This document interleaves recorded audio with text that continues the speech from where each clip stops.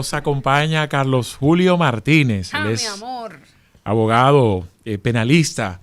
Momento oportuno en medio de una situación que envuelve a Hugo Veras, el caso Hugo Veras, y nosotros vamos a buscar explicaciones, razones desde el punto de vista jurídico sobre este caso. Carlos Julio, iniciando de inmediato, ¿cuál es el alcance, el estatus en estos momentos? Porque cuando uno escucha la información del lado del Ministerio Público parecería que ya hay un expediente sólido, si está acusado, si está detenido. ¿Cuál es el estatus en estos momentos de Hugo Veras y este caso? Bueno, muchas gracias por la invitación nuevamente. El estatus del caso, imagínate tú, o sea, se ha ejecutado una orden de arresto, hay detenciones, o sea, hay imputados que todavía se encuentran ahí privados de libertad de manera coyuntural, hasta tanto les sea presentada una solicitud de medida de coerción. Ahí es donde se da a conocer la justificación para que esa privación de libertad o que de algún modo se adopte alguna otra medida coercitiva a los fines de que esos imputados se mantengan disponibles a los fines del proceso. Pero en modo alguno se puede hablar todavía de expediente. Simplemente se ha ejecutado una orden de arresto. Eso evidentemente que sí, supone... pero en ese simplemente fueron y buscaron a Hugo preso de noche con rifle, con tipo en camiones, con casco negro. Fueron a su casa y una abogada, una de sus abogadas, Laura Acosta, dijo que a ella le habían impedido ver a su defendido y que entonces se le estaba violando un derecho fundamental. Entonces, de hecho, estaba viendo un debate ahí entre Julio Curi y la abogada Laura Acosta, pero en ese aspecto, o sea, ¿por qué si es una simple orden? O sea, ¿por qué si estamos en un proceso donde diríamos que en buen derecho, o sea, no es un expediente, ya el tipo lo están presentando como, o sea, ya el tipo estaba con camisa blanca cogido preso, o sea, ya en términos mediáticos, desafortunadamente, y Hugo es mi amigo, no quiero decirlo así, pero es un delincuente, o sea, lo presentan como un delincuente. Lo fueron a buscar como que fuera un narcotraficante. Como que fuera, claro. El Chapo Guzmán. Claro, mucha Chapo, gente, claro. sobre todo un pueblo como el nuestro, de Claro. nivel educativo, Claro. cuando ve que a una persona le ponen esposa y lo busca el Ministerio Público, No, sale ante la Cámara apresado, para mucha gente es un delincuente. Y déjame decirle a Carlos Julio, escúchame que siga, pues déjame decirle a Carlos Julio lo que dice el Ministerio Público. Yo lo que dice el Ministerio Público, mira, oye.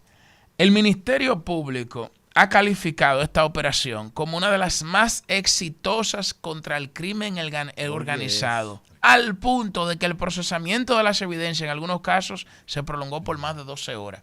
O sea, tú dices, bueno, cuando tú lees ese comunicado, tú dices, bueno, mi hermano, esto se jodió. Está cogido el hombre. Bueno, no, hay varios elementos.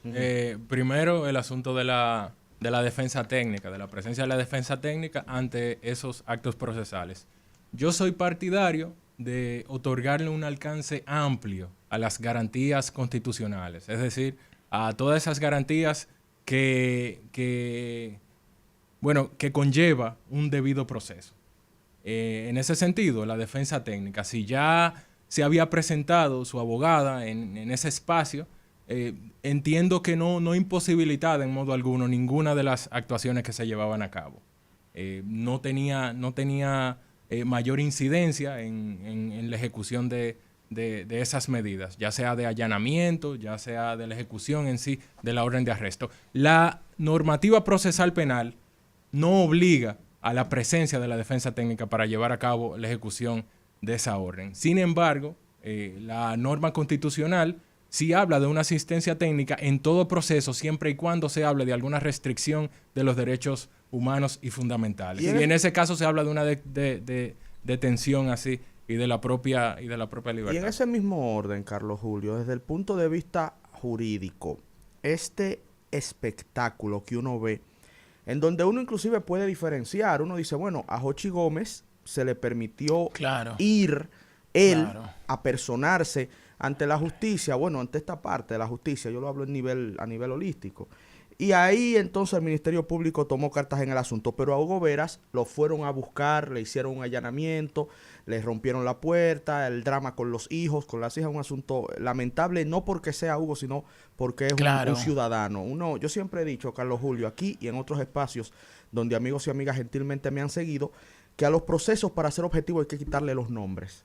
Hay que quitarle los nombres y sencillamente ver lo que dice la Constitución y lo que dice la ley en cuanto al trato al ciudadano, y debe ser igual para todos. Entonces vuelvo contigo.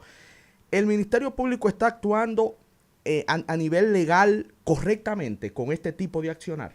No se le impide la ejecución de un acto procesal de ese tipo a determinadas horas. Sin embargo, es una práctica que ya debió ser dejada a un lado, porque se presta a muchos abusos. Sin embargo, también se habla de un tema de la mediatización excesiva en esos procesos. E inclusive, antes también ustedes mencionaron el tema lawfare. Aquí no aplicaría, a mi juicio, el asunto lawfare, porque Hugo no es una figura política que deba ser incapacitado en este momento. Es decir, no tiene esa finalidad, esa utilidad principal del lawfare. Sin embargo, si la mediatización excesiva se promueve desde la propia autoridad, iniciando por la colocación de un nombre a ese tipo de operaciones. ¿Y a qué me refiero con ello? Cuando se habla de operación, en este caso Calamar, se le pone un nombre de animal y de algún modo eso reduce la condición de persona. Sí, claro, lo deshumaniza. Le quita seriedad.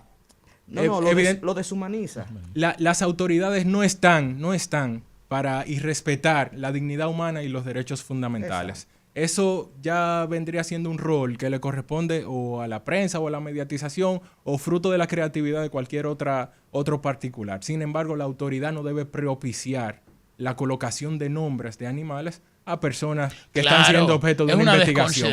Porque eso simplemente va a promover que ya los medios entonces figuren a esas personas como animales. Exacto. Y de algún modo también reducen así todo respeto a un derecho fundamental. Bueno, en el momento que se producía el allanamiento a Hugo Veras, sus abogados, sobre todo Laura Acosta, insistía en que no había visto a su cliente, que no lo dejaban ver, entonces ella quería asistirle en ese momento.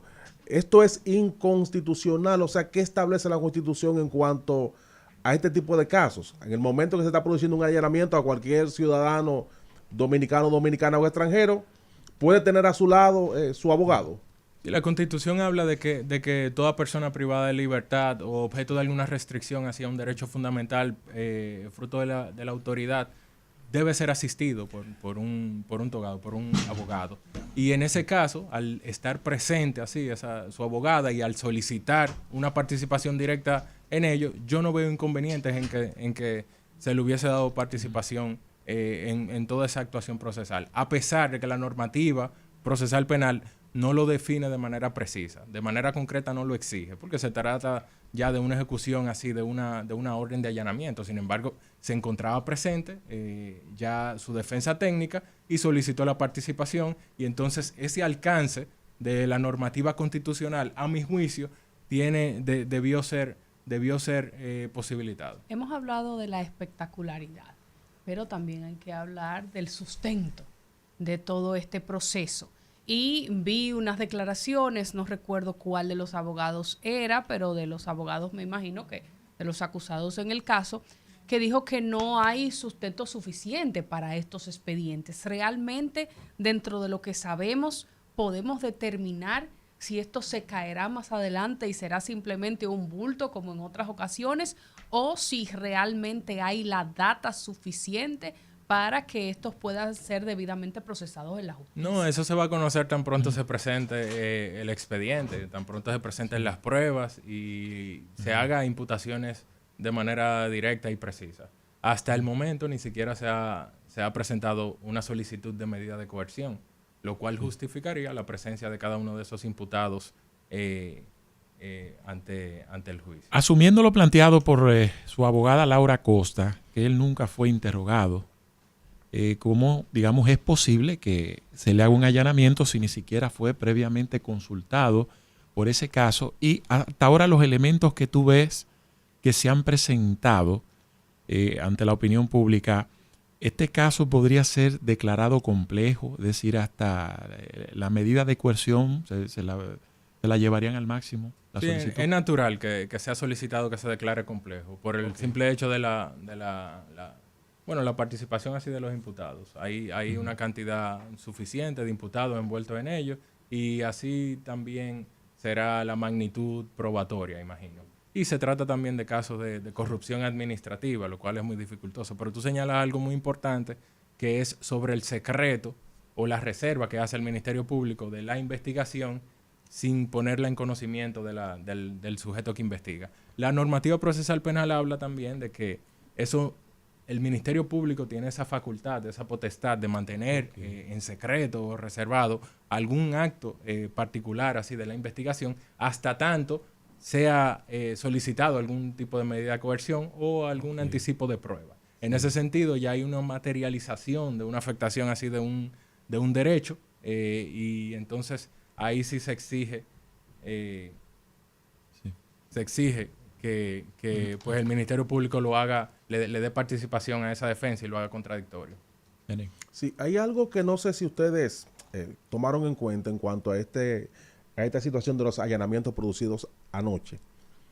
Por ejemplo, en el caso de Jochi Gómez se allanó una empresa, ¿verdad? En el caso de Hugo fueron a su casa y en el caso de Aquiles Jiménez fueron a su casa, claro, enfocados en su oficina, que la tiene en su propio apartamento de Malecon Center. Entonces, en esto pudiera haber pasado lo mismo que Hugo. Pregunto yo, tanto a Carlos Julio como a ustedes, que a veces hay personas que tienen la oficina de trabajo en su propia casa. Entonces, como hay que buscar documentos en la oficina, pero tienen que dirigirse a la casa. Y lo que se ve en los medios es que fueron a allanarle la residencia. ¿Pudiera haber pasado esto? Pregunto yo.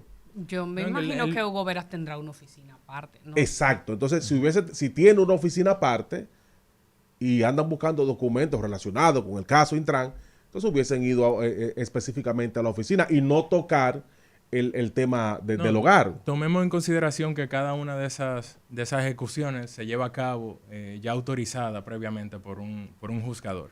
Se le solicita a un tribunal y se hace una motivación de ello. O sea, la autoridad evidentemente lo procuran de ese modo y así entonces es autorizado por un tribunal. Ya cada vez que se dirigen a algún domicilio, ya sea privado o empresarial, evidentemente que fue previamente autorizado por un juez. No sé si se sale del tema, pero yo tengo una interrogante que no sé si tienes la respuesta, pero vamos a hacer la pregunta. ¿Por qué se estilan estos nombres tan característicos en cada una de las operaciones? A esta se le ha puesto Camaleón, ya vimos todas las operaciones marinas que ha hecho el Ministerio Público. O sea, ¿cuáles son los criterios que se utilizan para nombrar de una manera tal vez más fácil de mencionar a una operación como esta? Mira, mi opinión es que la autoridad puede llevar a cabo algún nombramiento de una de esas operaciones, pero en el sentido privado. O sea, ya a lo interior de la propia institución sí se puede hacer una denominación precisa sobre alguna investigación. Sin embargo, la autoridad lo que no puede es propiciar y promocionar esos nombramientos hacia la prensa. Pero eso es lo que han hecho todo el tiempo. Eso es lo que hacen y de ahí entonces se provocan vulneraciones generalizadas de los derechos fundamentales de todos los investigados, que todavía son investigados. Okay. Yo tengo una pregunta final. Bueno, escuchando a la abogada, por ejemplo, cuando a Hugo se produjo la incautación de los bienes, allanamientos, él tiene que firmar un documento. Entonces, ese documento ¿le correspondía a la firma a Hugo o es a través de su abogada? Se supone, dicen, en buen derecho. Porque dice, mire, te incautamos esto y aquello, sí. En buen derecho se supone que cada vez que uno acude a una entrevista allá a la autoridad investigadora, hay un interrogatorio y que es suscrito por todos los involucrados, sobre todo por el afectado. En esos casos también se tiene que redactar un acta describiendo exactamente todo lo acontecido. Y de ese mismo modo también eso se autoriza y se solicita y se requiere la anuencia del afectado. E inclusive también de su defensa técnica. Pero la práctica es otra cosa. Ya, muy bien. Bueno, Carlos Julio, muchísimas gracias. Gracias, hermano. Como siempre, por edificarnos desde el punto de vista jurídico sobre este caso que involucra a Hugo Veras, Jochi Gómez y otros implicados por esta situación del Intran y los semáforos